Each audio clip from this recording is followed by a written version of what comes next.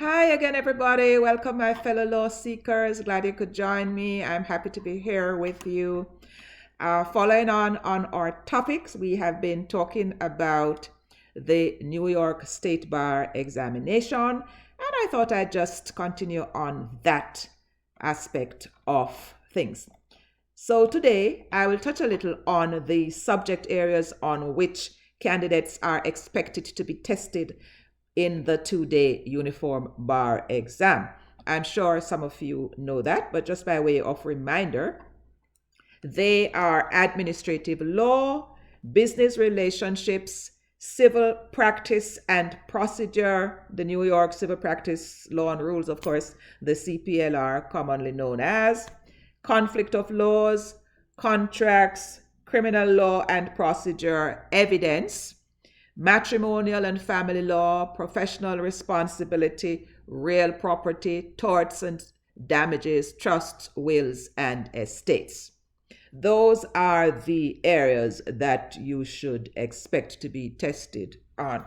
Now, I want to see if we can establish a trend. So I'll be looking at the past papers for the past 5 or so years, and I plan to post some videos on the areas that we see being commonly tested. Just a little about myself. I am a member of the New York State Bar Association, the American Bar Association, the American Immigration Lawyers Association, and I'm a licensed financial services advisor for the state of Florida. I'm also a notary public, and I have been practicing law for the past 33 years. I focus mostly on international law matters now. I do U.S. immigration, and I try to blend that with my arbitration, international construction law, international trade, international commercial contracts, and such things international. And so that is why I thought I would gear mostly towards my foreign attorneys who are looking to come to practice in the United States of America. And of course, as I said earlier, we're not excluding anyone, but that's my focus. I'm an immigrant myself, so I do understand the issues that are faced by attorneys overseas trying to come over to the United States to practice. So, more anon. Today, I will touch a little on the subject areas. As I've said, I'm going to be posting those videos, looking forward to those. Of course, they are not going to be taken by you to be all that you require, but you definitely can't go wrong with a little reinforcement, can you? The exam runs over a 2-day period. I'm sure the majority of you know that. On day 1, you will sit the multi-state performance test. That's what the MPT acronym stands for. In the morning, there will be 90 minutes each allocated to 2 tests.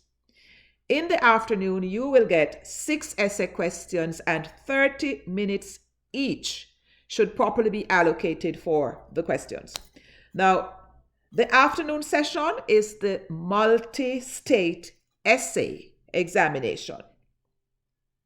That is what it's called. On day 2, you will be doing the MBE section, the multi-bar exam, multi-state bar exam. And that is 100 multiple choice questions in the morning, the same amount in the afternoon, and each question should properly be completed within 1.8 minutes. I would aim for 1.5 minutes. The purpose of the MPT we just spoke about is to really test the candidate's knowledge of basic legal skills.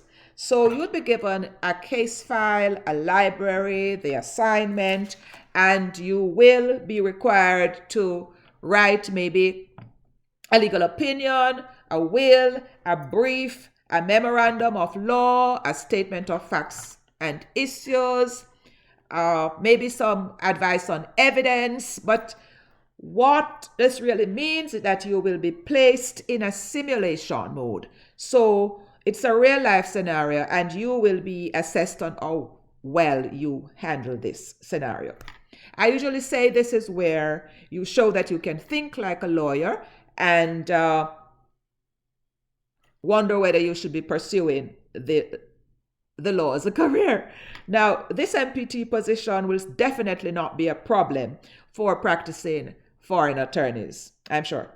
Recent graduates might think that it will be challenging, but if you do think that, what I suggest is that you think of your pro bono requirement at this point, and you volunteer with a legal aid center. Get to a law firm that will have you and volunteer. Right.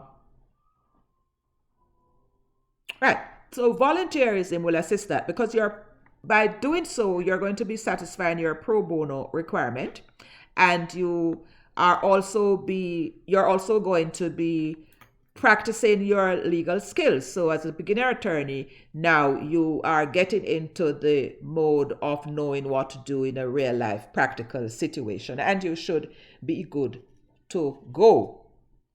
The questions on the multi-state essay examination are designed to be answered by using 30 minutes each, as I have said. Now, in this part of the exam, the candidate must be able to identify the legal issues from the case study, the factual matrix, okay? Now, you would have learned by then, I'm sure, to weed out unnecessary or irrelevant information, and you need to remember that. And of course, you'll be applying the law to the facts that you are given and providing a decent legal conclusion in resolution of the identified issues. And that's where your IRAC or your ILAC come in. It will be important to be clear and concise and very well reasoned in this section. And it must be clear that you understand the legal principles involved, so you need to focus on that. As far as the multi-state bar exam on day 2 is concerned, this is, as I've said, going to be all multiple choice, 100 questions in the morning, same amount in the evening. And this section now covers the whole range of topics, your core subjects, your contract, your tort, your criminal, your real property, and so on. That, in a nutshell, is basically the 2-day examination overview. I do hope you have got some good nuggets. Keep watching. Stay safe. And before I go, my disclaimer, of course, I don't give legal advice on this program. I merely try to give you the information as I understand the information. So without further ado, let me bid you the usual peace out. See you another time.